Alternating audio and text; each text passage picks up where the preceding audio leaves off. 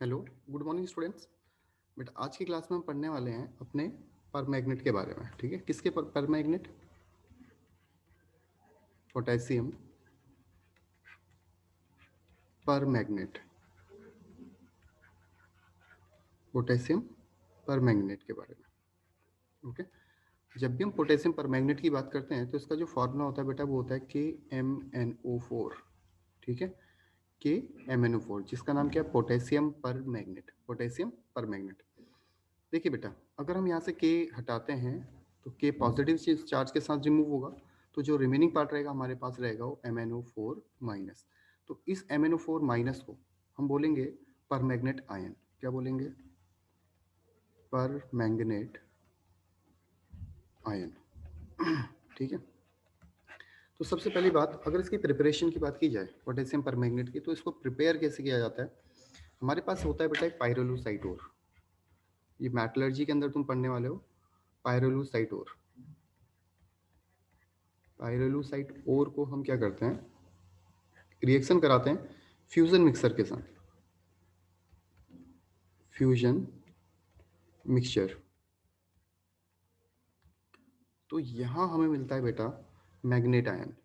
क्या मिलेगा? Manganate ion.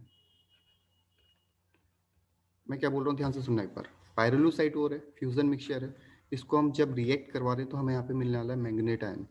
ये है तुम्हारा मैग्नेट आयन। ठीक है, मैग्नेट आयन। बट हमें किसकी जरूरत है बेटा? पोटेशियम पर मैग्नेट की है। हमारे पास अभी यार का मैग्नेट। तो देखो, सबसे पहले हम इसको एक बार वापस देख लेते हैं।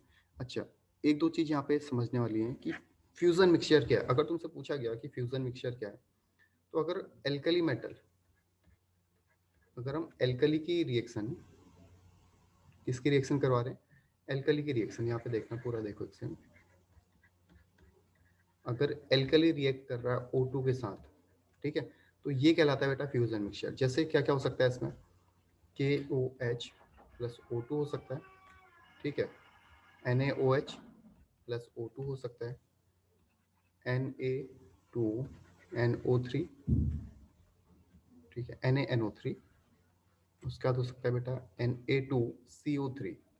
अगर ये सभी रिएक्ट कर रहे हैं किसके साथ? ऑक्सीजन के साथ, तो ये जो हमें मिलेगा ये मिलेगा फ्यूजन मिक्सचर। मतलब फ्यूजन मिक्सर का मतलब क्या बोलना है? फ्यूजन मिक्सचर का मतलब क्या है? Alkali plus O2। इसको हम क्या बोलेंगे? फ्यूजन मिक्सचर बोलेंगे। किसके साथ रिएक्ट करा रहे हैं? पाइरोलूसाइट ओर। अब पाइरोलूसाइट ओर क्या होता है? MnO2। ये ओर है। क्लियर है? ओके, क्या बोला हमने? पाइरोलूसाइट ओर।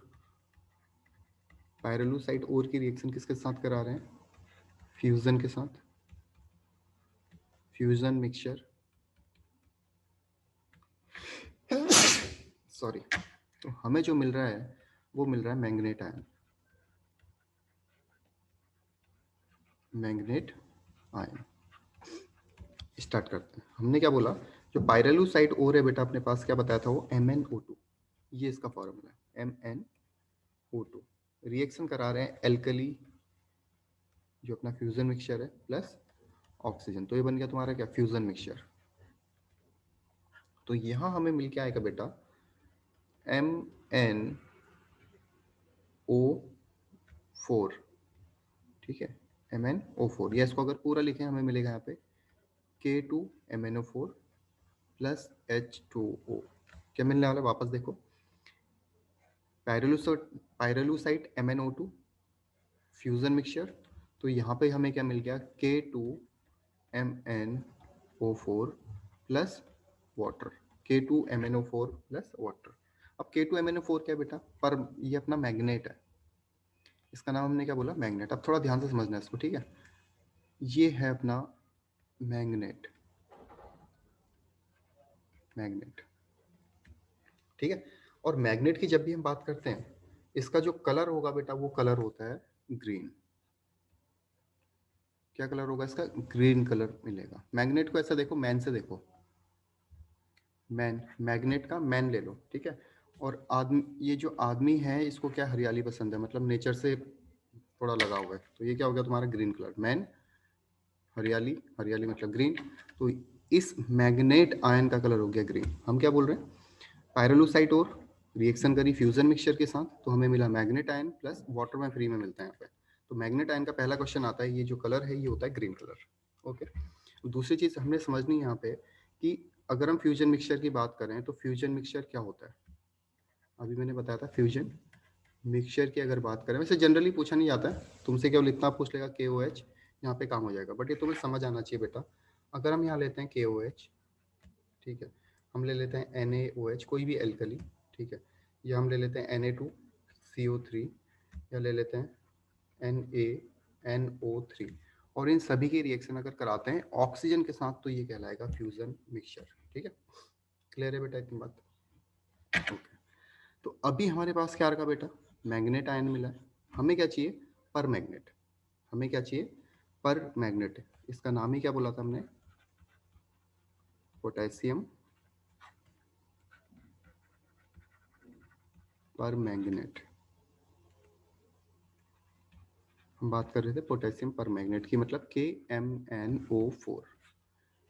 ठीक है, अब देखो इतना काम समझ आ गया, पायरोलुसाइट और fusion mixture, manganate ion plus water, magnet green colour का। अब हम इसके दो तरीके से करते हैं बेटा।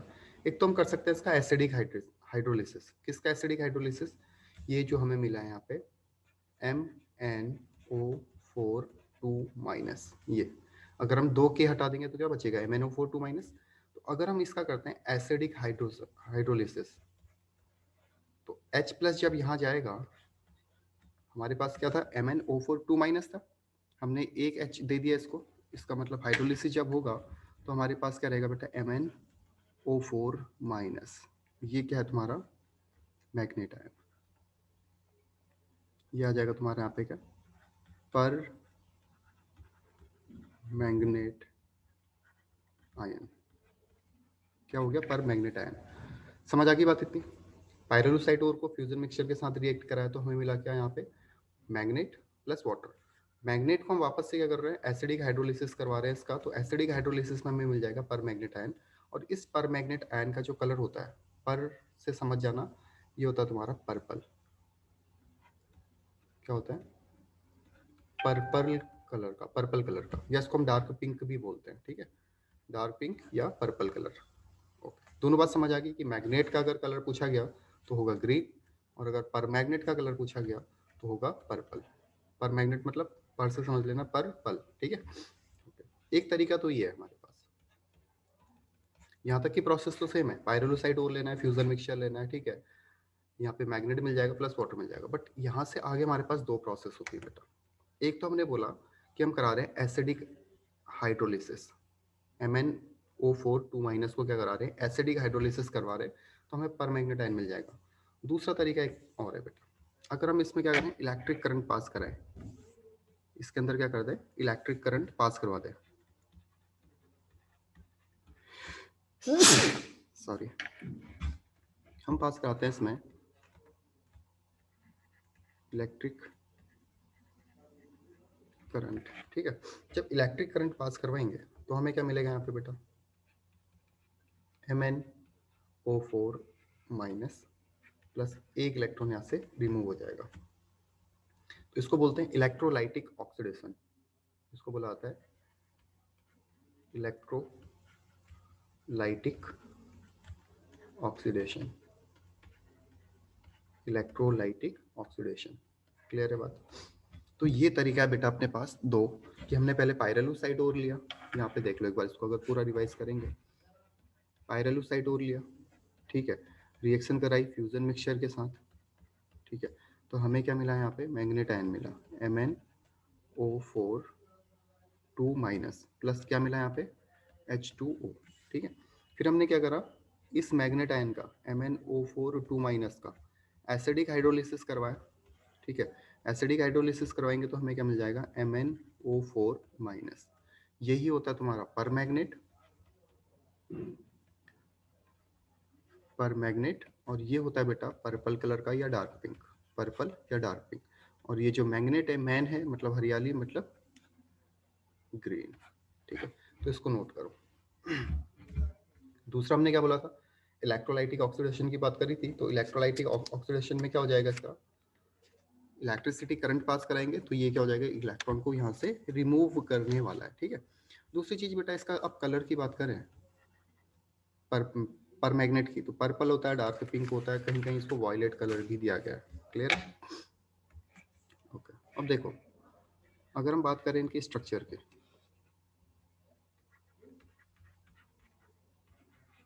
स्ट्रक्चर ऑफ मैग्नेट एंड पर मैग्नेट आयन। ठीक है, मैग्नेट एंड पर मैग्नेट आयन की अगर हम स्ट्रक्चर की बात करें तो कैसा होता है, देखो बेटा पहला हम यहाँ पे देखते हैं, हमने लिया Mn, यहाँ ये जो हम पोर्शन कर रहे हैं केमिकल बॉन्डिंग में करा हुआ है, Mn double bond O, single bond O, single bond O, और दोनों में नेगेटिव चार्ज है। ठीक है, दूसरा अगर हम लें Mn double bond O, double bond O, double bond O और O माइनस, तो अभी हमने क्या बोला था, अगर तुम ध्यान से देखोगे तुमसे पूछा गया ये जो मैंने बना रखा स्ट्रक्चर क्या है, तो इसका फॉर्मूला लिख लो MnO4 माइनस, MnO4 माइनस मतलब ये क्या होने वाला है तुम्हारा, पर मैंगनेट होगा। सही है, और ये क्या होगा बेटा MnO4 2 माइनस, इसका मतलब ये क्या होगा मैग्नेट। ठीक है, ये मैग्नेट आयन है, ये पर मैग्नेट आयन है। अब इनका फॉर्मूला हाइब्रिडाइजेशन की बात करें, सिग्मा सिग्मा सिग्मा सिग्मा, और बाकी दोनों क्या है बेटा पाई बॉन्ड से, 4 सिग्मा मतलब sp3 हाइब्रिडाइज्ड है, 4 सिग्मा मतलब यहाँ पे भी 4 सिग्मा, सिग्मा सिग्मा सिग्मा और सिग्मा, बाकी 3 क्या पाई, तो ये भी क्या तुम्हारा sp3 हाइब्रिडाइज्ड ऑर्बिटल है। ठीक है, तो दोनों की जो ज्योमेट्री होगी वो होगी टेट्राहेड्रल।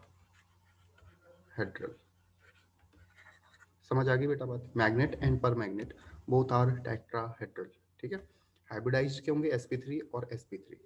अच्छा, यहाँ पे एक छोटा सा क्वेश्चन पूछा जाएगा तुमसे कि इन दोनों में जो ये पाई बॉन्ड्स दिख रहे हैं तुम्हें, यहाँ पाई बॉन्ड्स दिख रहे हैं, यहाँ पाई बॉन्ड्स दिख रहे हैं, या यहाँ पे भी तुमने देख रहे हैं ये पाई बॉन्ड है, पाई बॉन्ड है, पाई बॉन्ड है, तो इनमें कौन सा पी पाई और कौन सा पी डी पाई बॉन्ड है?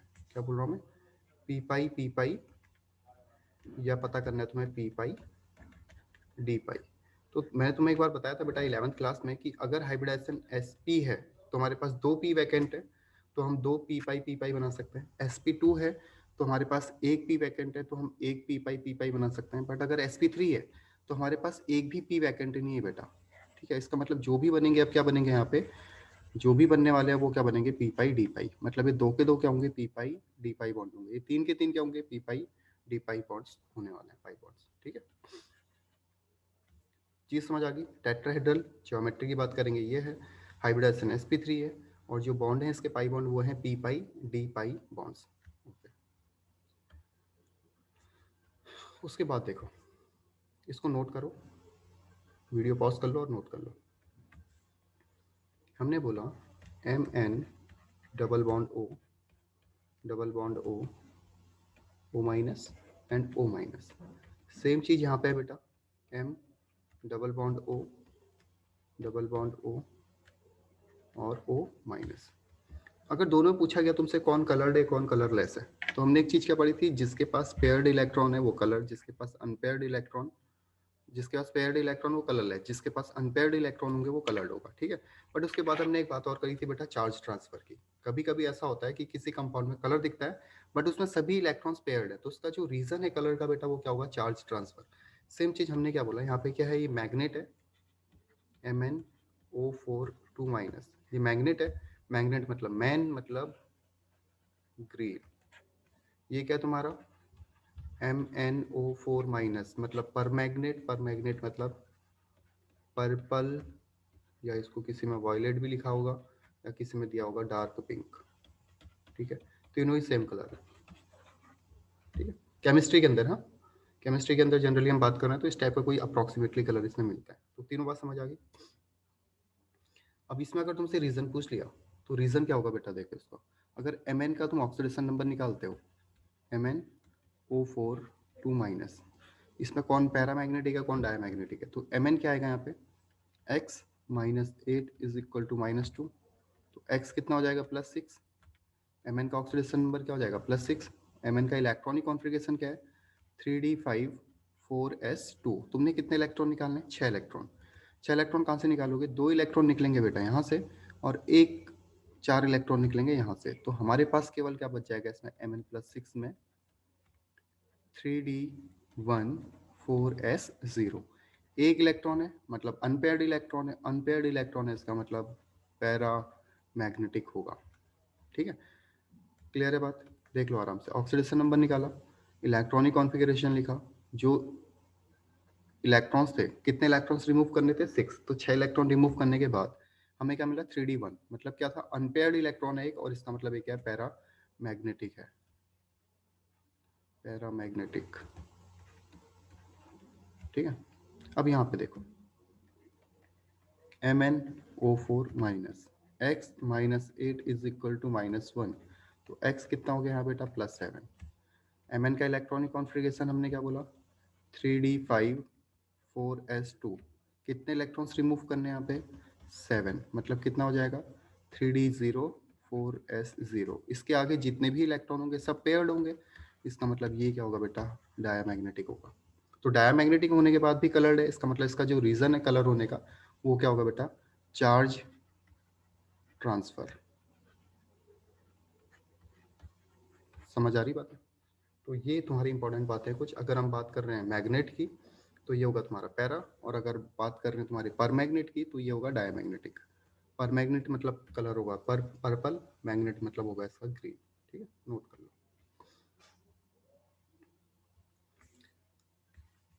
ठीक है, अब देखो बेटा आगे,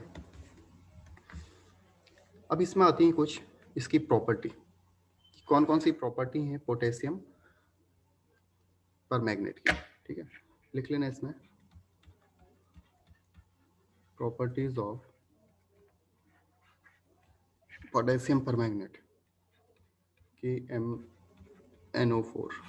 पोटेशियम पर मैग्नेट मतलब समझ आ गया ना, MnO4 माइनस ही बन रहा है, देखो ध्यान से। ठीक है, तो पोटेशियम पर मैग्नेट के सॉल्यूशन को बेटा अगर हम हीट करते हैं 517 केल्विन पे, 517 केल्विन पे, तो डिकम्पोज होता है। ठीक है, समझ आ गई बात में क्या बोल रहा हूँ कि पोटेशियम पर मैग्नेट की अगर हम यहाँ पे लिख लो इस पॉइंट को, पोटेशियम पर मैग्नेट को अगर हम हीट कर रहे हैं कितने में 517 केल्विन पे, तो ये क्या होता है डिकम्पोज होता है। तो लिख सकते हैं इसको KMnO4 पोटेशियम पर magnet solution decomposes on heating at कितने पे बताया 517 केल्विन एस, कैसे KMnO4 है अपने पास। ठीक है, हमने इसको हीट करा, हीट करके क्या हो जाएगा डिकम्पोज होगा किसमें K2MnO4 में, प्लस यहाँ पे मिलेगा बेटा MnO2। ठीक है, प्लस यहाँ पे ऑक्सीजन रिलीज होगी। तो वेरी वेरी इंपॉर्टेंट प्रॉपर्टी है कि अगर हम क्या कर रहे हैं KMnO4 को पोटेशियम परमैंगनेट को हीट कर रहे हैं 517 डिग्री पे, सॉरी 517 केल्विन पे, 517 केल्विन पे हीट करने पे क्या हो जाएगा डिकम्पोज होगा। डिकम्पोज कैसे होगा, जो तुम्हारा पर्पल सॉल्यूशन है, तुम्हें ऐसा भी दिया जा सकता है देखो कि तुम्हारे पास एक पर्पल सॉल्यूशन है X, इसको हम हीट कर रहे हैं तो ये डिकम्पोज हो रहा है Y जो क्या है ग्रीन कलर का, प्लस यहाँ पे दे रहा है ब्लैक सॉलिड। ठीक है, प्लस क्या दे रहा है ब्लैक सॉलिड। तो बताओ ये X क्या है, क्या बोल रहा हूँ मैं, तुम्हें दे देगा कि X X क्या है तुम्हारा पर्पल सॉल्यूशन है जिसको हम डिकम्पोज कर रहे हैं, तो ये मिल रहा है तुम्हारा green colour plus black solid, black solid. तो बताइए क्या है, तो हमारा क्या होगा पर्पल, क्यों, क्योंकि जो हमारे पास MnO4 2 माइनस है, MnO4 2 माइनस है, K2MnO4 है मैग्नेट, ये किस कलर का होता है बेटा ग्रीन कलर का, और ये जो MnO2 होता है ये होता है black solid, black solid, oxygen free में मिल रही है। समझ आ गया क्या बोल रहा हूँ कि अगर हम पोटेशियम परमैंगनेट को हीट कर रहे हैं तो हमें यहाँ पे क्या मिलेगा, एक तो ग्रीन कलर मिलेगा। ठीक है, कौन सा ग्रीन कलर, मैग्नेट का K2MnO4 का, प्लस MnO2 एक मिलेगा black solid. Very very important, लिख लेना कहीं इसको, नोट कर लो। ठीक है, नोट कर लो इसको।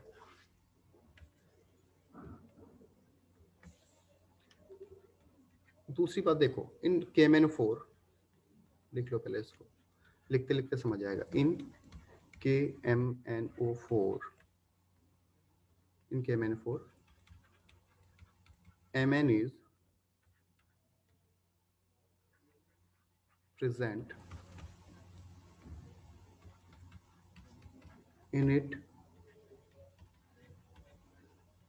highest oxidation state, highest oxidation state. Therefore, it can act as a strong oxidizing agent, strong oxidizing agent in different medium, different medium.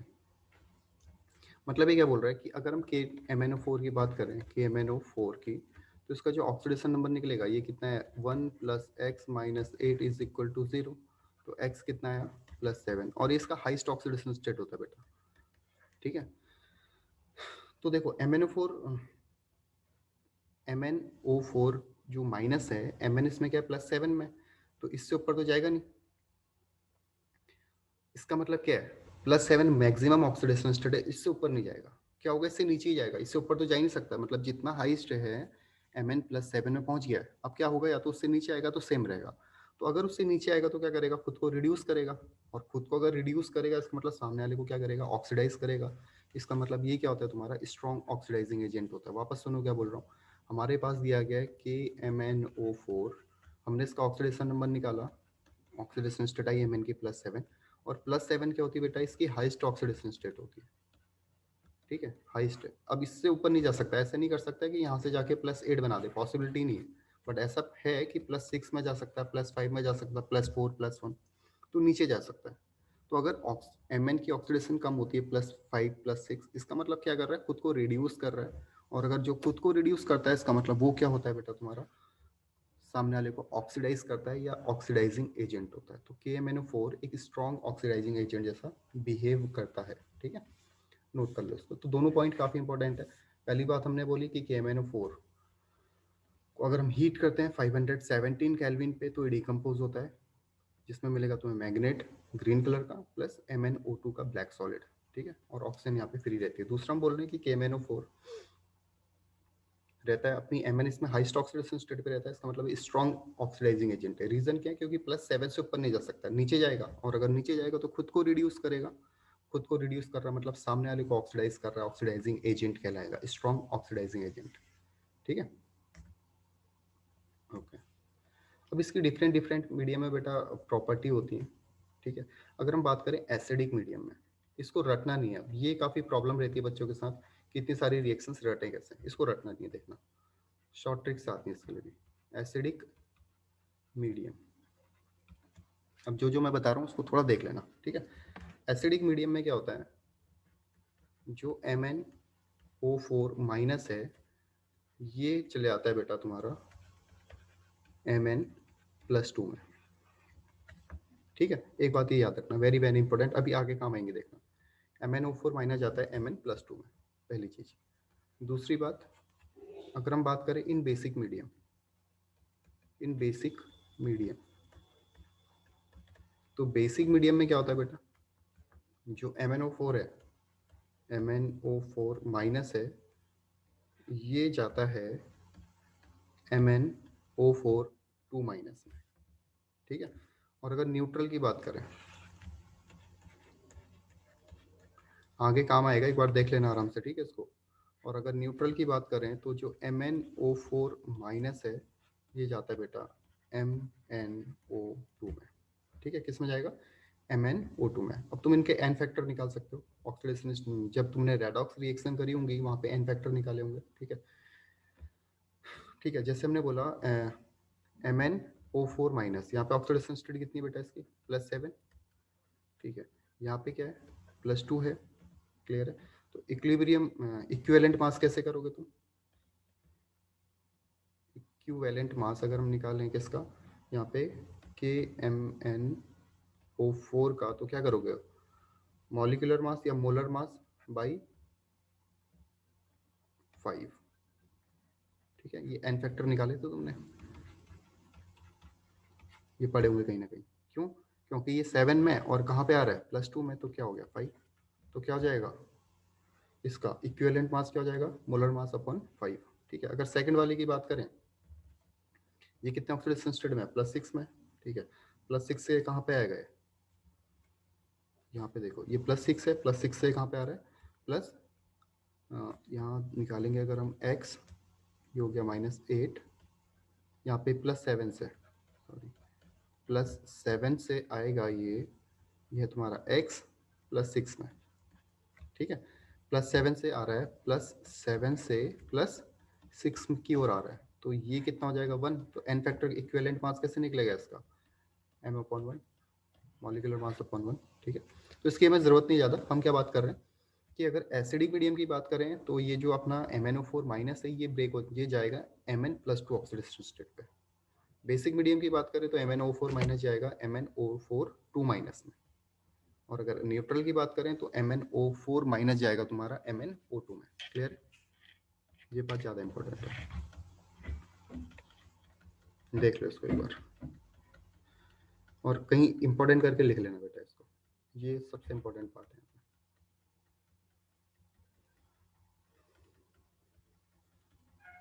हो गया,